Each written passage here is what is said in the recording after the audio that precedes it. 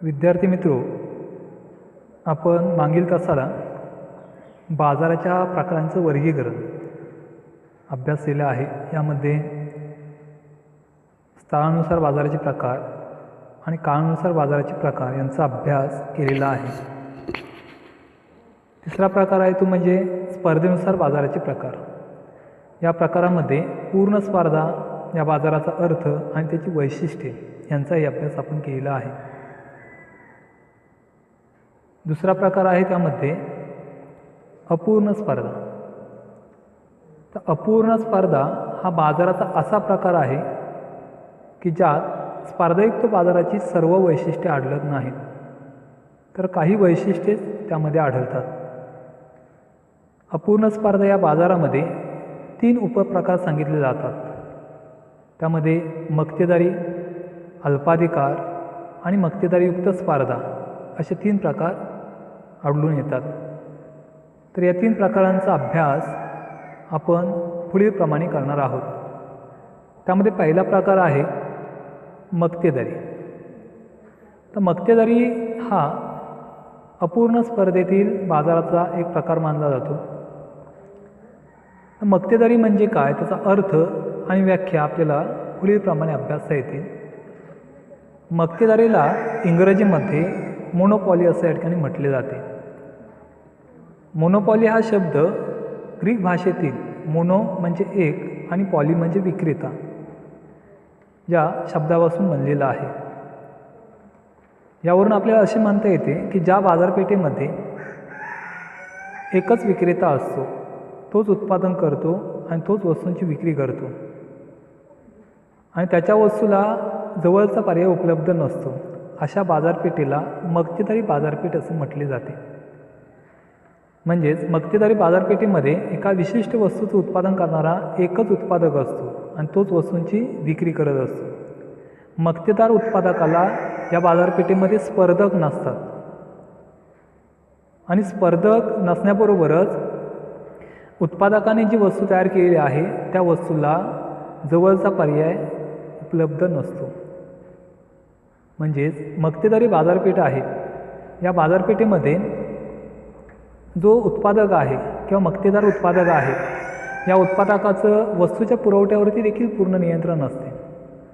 तसेच वस्तूच्या किमतीवरती देखील त्याला नियंत्रण ठेवता येते. मात्र एकावेळी त्याला एका घटकावरतीच, एकतर किंमत किंवा वस्तूंचा पुरवठा या दोघांपैकी एका घटकावरती नियंत्रण ठेवता येते. मक्तेदार उत्पादक वस्तूच्या पुरवठ्यावरती नियंत्रण ठेवून आपल्या वस्तूची किंमत स्वतःच्या इच्छेनुसार ठरवू शकतो आणि म्हणून मक्तेदाराला किंमत करता असं देखील या ठिकाणी म्हटले जाते. तर मक्तेदारी म्हणजे काय, याच्या व्याख्या विविध अर्थतज्ञांनी सांगितलेल्या आहेत. त्यामध्ये E.H. चिंबरलिन यांनी मक्तेदारी या बाजाराची व्याख्या केलेली आहे. यांच्या मते मक्तेदारी म्हणजे एक उद्योग संस्था जी संपूर्ण पुरवठ्यावर नियंत्रण ठेवते आणि जिला बाजारात अगदी जवळचा पर्याय नसतो. म्हणजे मक्तेदारी बाजारपेठ आहे, या बाजारपेठेमध्ये एक उत्पादन संस्था असते की तीच वस्तूंचं उत्पादन करते आणि वस्तूंची विक्री करण्याचं कार्य करते आणि बाजारातील पुरवठा आहे त्या पुरवठ्यावर देखील त्या उत्पादन संस्थेचं नियंत्रण असते. त्याचबरोबर या ठिकाणी या उत्पादन संस्थेला स्पर्धक उत्पादन संस्था उपलब्ध नसतात किंवा अस्तित्वात नसतात. तर अशी जी बाजारपेठ असते तिला मक्तेदारी बाजारपेठ असे या ठिकाणी म्हटले जाते. दुसरी व्याख्या आपल्याला अहुजा यांनी केलेली सांगता येईल. यांच्या मते मक्तेदारी म्हणजे अशी परिस्थिती की ज्यामध्ये एकच विक्रेता असतो आणि वस्तू उत्पादनाला जवळचा पर्याय उपलब्ध नसतो, त्याला मक्तेदारी बाजारपेठ असं म्हटले जाते.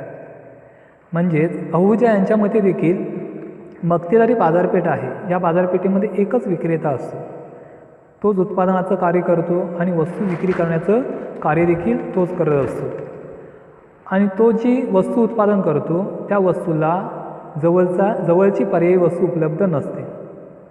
म्हणजे ज्या बाजारपेठेमध्ये स्पर्धक उत्पादन संस्था आहेत, या स्पर्धक उत्पादन संस्थांना या बाजारपेठेमध्ये प्रवेश घेण्यास बंदी घातली जाते. यामध्ये तांत्रिक, नैसर्गिक, आर्थिक अशी विविध बंधनं घालून स्पर्धक उत्पादन संस्थांना बाजारपेठे येण्यापासून रोखले जाते आणि त्यामुळे या बाजारपेठेतील मक्तेदार उत्पादक आहे या मक्तेदार उत्पादकाची मक्तेदारी अबाधित राहते, कायमस्वरूपाची टिकून राहते. तर थोडक्यात आपल्या या 2 व्याख्यांच्या आधारे असं सांगता येईल की ज्या बाजारपेठेमध्ये एकच विक्रेता असतो आणि त्या विक्रेत्याचं वस्तूच्या पुरवठ्यावरती पूर्ण नियंत्रण असते व त्याच्या वस्तूला जवळचा पर्याय उपलब्ध नसतो, अशा बाजारपेठेला मक्तेदारी बाजारपेठ असे या ठिकाणी म्हटले जाते.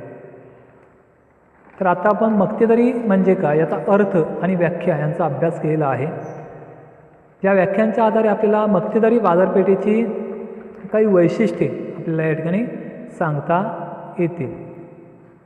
तर मक्तेदारी बाजारपेठेमध्ये अनेक वैशिष्ट्ये असलेली आपल्याला दिसून येतात. तर ती वैशिष्ट्ये पुढील प्रमाणे आहेत. त्यामध्ये पहिलं वैशिष्ट्य आहे एकच विक्रेता. मक्तेदारी बाजारपेठेमध्ये एका विशिष्ट वस्तूचं उत्पादन करणारा एकच उत्पादक असतो आणि तोच वस्तूंची विक्री करतो. या बाजारपेठेतील मक्तेदार उत्पादकाला स्पर्धक अस्तित्वात असत नाहीत. म्हणजे तो जो काही वस्तू उत्पादन करतो त्या प्रकारची वस्तू उत्पादन करणारा दुसरा विक्रेता किंवा उत्पादक नसतो. त्या विशिष्ट वस्तूचं उत्पादन करणारा तो एकच विक्रेता असतो आणि म्हणून एकच विक्रेता हे मक्तेदारी बाजारपेठेचं एक वैशिष्ट्य या ठिकाणी सांगितले जातात. मात्र या बाजारपेठेमध्ये एकच विक्रेता असला तरी ग्राहकांची संख्या मात्र असंख्य असते. म्हणजे मक्तेदारी बाजारपेठेमध्ये विक्रेता एकच असतो मात्र ग्राहक असंख्य असतात. अशा पद्धतीने मक्तेदारी बाजारपेठेमध्ये एकच विक्रेता हे एक वैशिष्ट्य असलेले आढळून येते. पुढचं वैशिष्ट्य आहे पर्यायी वस्तूंचा अभाव. मक्तेदारी बाजारपेठेमध्ये मक्तेदार उत्पादकाच्या वस्तू उत्पादनाला पर्यायी वस्तू उपलब्ध असत नाहीत. या बाजारपेठेमध्ये उत्पादकांना इतर उत्पादकांना कायदेशीर, नैसर्गिक, तांत्रिक, आर्थिक बंधनं घालून या बाजारपेठेमध्ये प्रवेश करण्यास रोखले जाते किंवा त्यांना प्रवेश दिला जात नाही. म्हणजेच या बाजारपेठेमध्ये स्पर्धक उत्पादक प्रवेश करत नसल्याकारणाने या बाजारपेठेमध्ये एकच उत्पादक असतो, तोच वस्तूंचं उत्पादन करतो, तोच वस्तूंची विक्री करतो आणि म्हणून या बाजारपेठेमध्ये पर्यायी वस्तू उपलब्ध असत नाहीत. दुसरा मुद्दा म्हणजे या बाजारपेठेतील मागणीची छेदक लवचिकता आहे ही 0 किंवा नकारात्मक असते. कारण या बाजारपेठेमध्ये एकच विक्रेता असतो, तोच वस्तूंचं उत्पादन करतो आणि वस्तूची विक्री करतो. आणि जेव्हा ग्राहकांना त्या वस्तूची गरज असते त्यावेळी त्या ग्राहकांना ती वस्तू घ्यावीच लागते आणि किमतीमध्ये कितीही बदल झाला तरी ती वस्तू त्याला घ्यावी लागते. आणि म्हणून या बाजारपेठेत मागणीची छेदक लवचिकता 0 असते किंवा नकारात्मक असे दिसून येते. तर अशा पद्धतीने पर्यायी वस्तूंचा अभाव हे देखील एक या बाजारपेठेचं वैशिष्ट्य मानले जाते. पुढचं वैशिष्ट्य आहे प्रवेशावर बंधन किंवा प्रवेशावर निर्बंध. मक्तेदारी बाजारपेठेमध्ये इतर उत्पादन संस्थांना प्रवेश घेण्यास बंदी घातली जाते.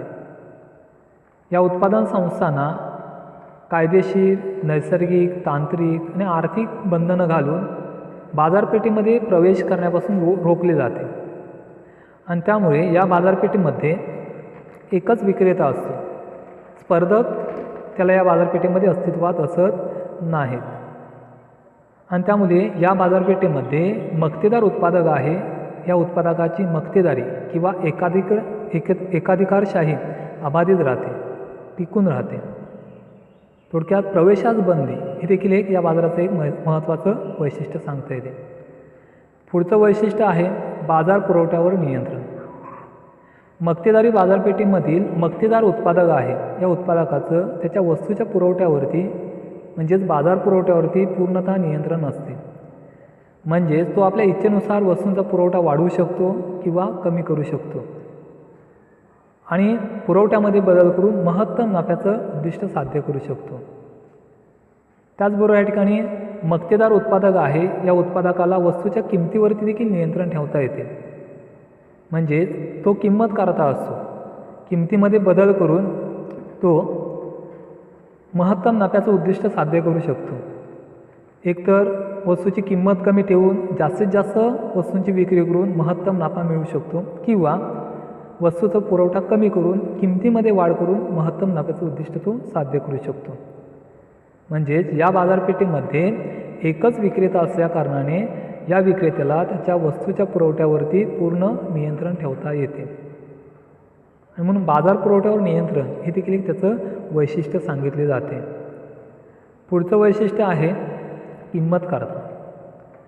मक्तेदारी बाजारपेठेमध्ये एका विशिष्ट वस्तूचं उत्पादन करणारा एकच उत्पादक असतो, तोच वस्तूंची विक्री करतो.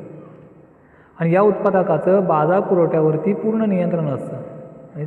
संपूर्ण बाजार पुरवठ्यावरती या विक्रेत्याचं नियंत्रण असल्याकारणाने तो आपल्या वस्तूची किंमत आपल्या इच्छेप्रमाणे ठरवू शकतो आणि इच्छेप्रमाणे वस्तूची किंमत ठरवून वस्तूची विक्री तो करू शकतो. आणि म्हणून मक्तेदार उत्पादकाला किंमतकर्ता असं देखील या ठिकाणी म्हटले जाते, कारण तो स्वतःच्या वस्तूची किंमत स्वतः ठरवत असतो. त्यानंतर पुढचं वैशिष्ट्य आहे मूल्यभेद. तर मूल्यभेद हे मक्तेदारी बाजारपेठेचं एक महत्त्वाचं वैशिष्ट्य मानले जाते. या बाजारपेठेमध्ये एकच विक्रेता असतो, तोच उत्पादन करतो, तोच वस्तूंची विक्री करतो. स्पर्धक उत्पादक या ठिकाणी या बाजारपेठेमध्ये त्याला असत नाहीत आणि त्यामुळे साहजिकच या उत्पादकाला आपल्या वस्तूच्या किमतींमध्ये मूल्यभेद करता येतो.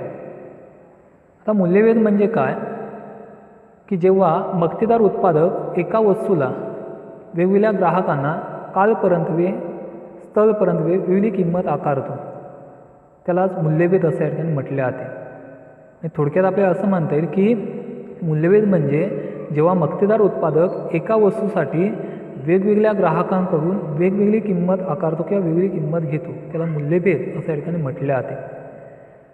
आणि असे मूल्यभेदाचे धोरण आकारून मक्तेदार उत्पादक महत्तम नफ्याचं उद्दिष्ट या ठिकाणी साध्य करण्याचा प्रयत्न करतो. आता यामध्ये उदाहरणार्थ सांगायचे झाले तर भारतीय रेल्वे, या भारतीय रेल्वेने प्रवास करत असताना विद्यार्थी आणि ज्येष्ठ नागरिक यांना तिकिटी सवलतीमध्ये दिल्या जातात. सवलतीच्या दरामध्ये त्यांना तिकिटी दिल्या जातात. म्हणजेच विद्यार्थ्यांसाठी आणि ज्येष्ठ नागरिकांसाठी एक वेगळी तिकीट आणि सर्वसामान्य नागरिकांसाठी वेगळी तिकीट असा मूल्यभेद या ठिकाणी करता येतो. तसंच एस टी महामंडळामध्ये देखील याच पद्धतीने ज्येष्ठ नागरिक किंवा विद्यार्थी असतील त्यांना कमी तिकिटीमध्ये प्रवास करू दिला जातो आणि जर सर्वसामान्य व्यक्ती असतील तर त्यांना त्यापेक्षा जास्त तिकीट आकारले जाते. म्हणजे मूल्यभेद हे मक्तेदारी बाजारपेठेचं एक महत्त्वाचं वैशिष्ट्य आपल्या या ठिकाणी सांगता येते. त्यानंतर पुढचं वैशिष्ट्य आहे उद्योग संस्थान हाच उद्योग. तर मक्तेदारी बाजारपेठेमध्ये एका विशिष्ट वस्तूचं उत्पादन करणारा एकच उत्पादक असतो, तोच उत्पादन करतो, तोच विक्री करतो. आणि त्यामुळे मक्तेदारी बाजारपेठेमध्ये उद्योग संस्था आणि उद्योग यातील फरक संपुष्टात येतो. तर उद्योग संस्था म्हणजे काय की जेव्हा एखाद्या विशिष्ट वस्तूचं उत्पादन करणारी एकच संस्था असते त्याला आपण उद्योग संस्था म्हणतो. आणि उद्योग म्हणजे काय तर एकाच प्रकारच्या वस्तूचं उत्पादन करणाऱ्या जेव्हा अनेक संस्था एकत्र येतात आणि एकत्र येऊन वस्तूंचं उत्पादन करतात त्याला उद्योग म्हटलं जातं. परंतु मक्तेदारी बाजारपेठेमध्ये एकच उत्पादन संस्था असते आणि एकच उत्पादन संस्था असल्यामुळे तिलाच उद्योग देखील म्हटले जाते. आणि म्हणून मक्तेदारी बाजारपेठेत उद्योग संस्था आणि उद्योग यातील फरक संपुष्टात येतो. तर अशा पद्धतीने मक्तेदारी बाजारपेठेची ही काही वैशिष्ट्ये आहेत. ही वैशिष्ट्ये आज आपण अभ्यासलेली आहेत.